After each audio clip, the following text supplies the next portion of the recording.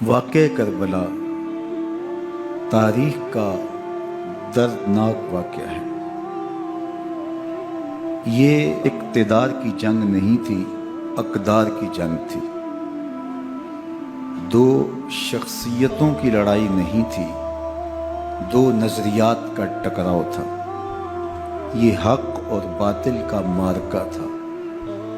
یزید ظلم کا استعارہ ہے، حسین ابن علی امن کی علامت ہے۔ یزید جبر کا پتلا ہے، حسین صبر کا پیکر ہے۔ یزید اپنی بدطینت فطرت اور اپنی طبع ناہموار کے باعث دنیا پر ذلت و رسوائی، ظلم، جبر، جور و زیادتی کی علامت بن کے ابھرا، اور حسین ابن علی رضی اللہ تعالی عنہ حق و صداقت کا نشان بن کے ابھرا۔ کربلا کے تپتے ہوئے ریگزار میں حسینی اور یزیدی دو کردار سامنے آتے ہیں۔ اقبال نے کہا تھا، موسیٰ و فرعون و شبیر و یزید، ایند و قوت از حیات آید پدید، زندہ حق از قوت شبیری است، باطل آخر داغ حسرت میری است، سرخ رو عشق غیور از خون او، شوخی ای مصر از مضمون او، تا قیامت قطع استبداد کر، موج خون او چمن ایجاد کر۔ یزید بہدل کی بیٹی محسون کا ناپاک بیٹا تھا، اور حسین محمد عربی کی بیٹی فاطمہ کا شہزادہ تھا۔ یزید دمشق کے اطراف میں سرجون اور جریر، اختل جیسے اوباشوں کے جرمٹ میں پل کے جوان ہوا۔ حسین کے گھر کا دروازہ مسجد نبوی کے اندر کھلتا تھا۔ یزید نشے میں دھت ہو کر کے نمازیں چھوڑ دیتا تھا۔ حسین کی کربلا کے اندر بھی نماز تہجد قضا نہیں ہوئی۔ یزید ظلم کا دوسرا نام ہے، حسین امن کی علامت ہے۔ یزید نے زندگی میں ایک مرتبہ حج کیا اور شراب کے مٹکے ساتھ لے کے آیا، اور اختل اور دیگر گویوں اور مغنیوں کو اپنے ساتھ رکھا تاکہ سفر آسانی سے کٹے۔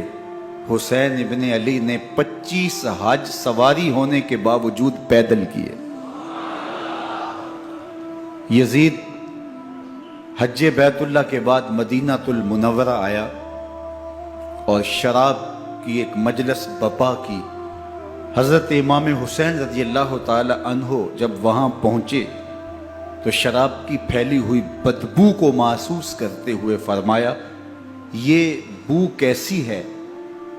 تو نشے میں دھت یزید بولا، یہ شام میں بنتی ہے، اور ایک جام منگوایا اور اس کو پیتے ہوئے دوسرا جام حضرت امام حسین رضی اللہ تعالی عنہ کی طرف بڑھاتے ہوئے کہا، ابا عبداللہ لیجئے۔ تو حضرت امام حسین رضی اللہ تعالی عنہ نے فرمایا، میں اس کی طرف دیکھتا بھی نہیں ہوں، اور پھر وہ عشقی اشعار پڑھنے لگا۔ جب یزید کی شراب نوشی کا منظر امام حسین رضی اللہ تعالی عنہ اپنی آنکھوں سے دیکھ چکے تھے، تو مجھے بتاؤ یزید کے ہاتھ پہ امام حسین کا پاک ہاتھ کیسے آتا؟ حضرت امام حسین رضی اللہ تعالی عنہ جس ماحول میں پلے تھے، جس ماحول میں پرورش پائی تھی، جس ماحول میں رہے تھے، وہ پاکیزہ اور تقدس مآب ماحول تھا۔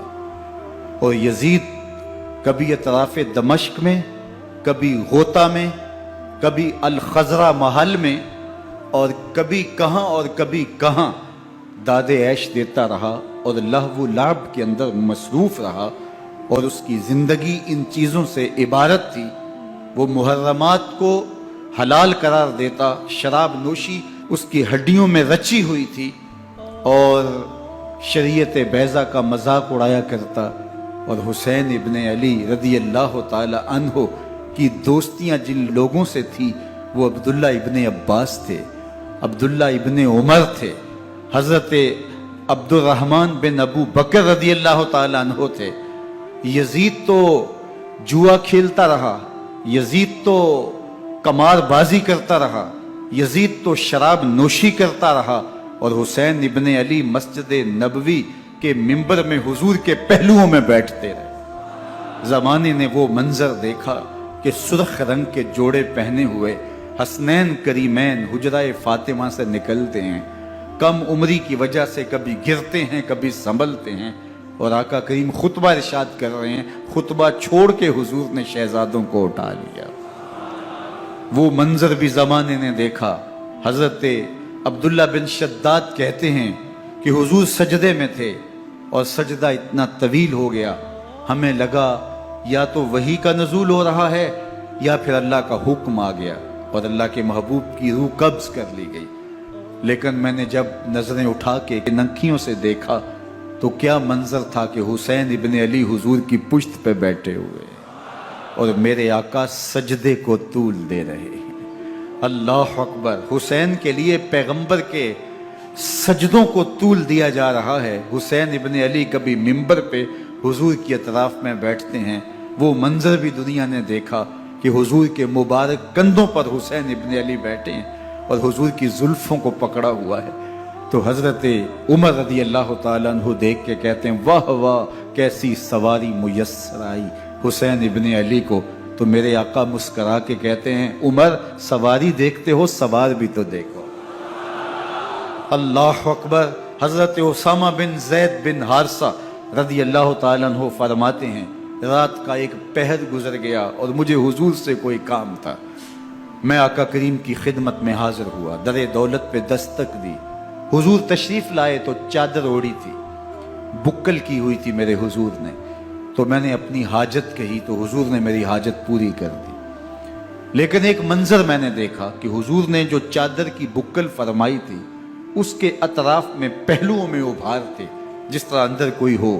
مجھ سے نہ رہا گیا، میں نے پوچھ لیا، میں نے کہا بندہ نواز چادر کے اندر کیا ہے؟ فَكَشَفَهُ، تو حضور نے چادر کو کھول دیا۔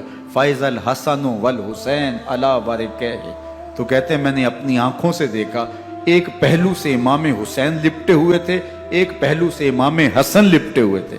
فرمایا یہ میرے بیٹے ہیں، یہ میری بیٹی کے بیٹے ہیں، اے اللہ میں ان سے پیار کرتا ہوں، تو بھی ان سے پیار کر، جو ان سے پیار کرے اس سے بھی پیار کر۔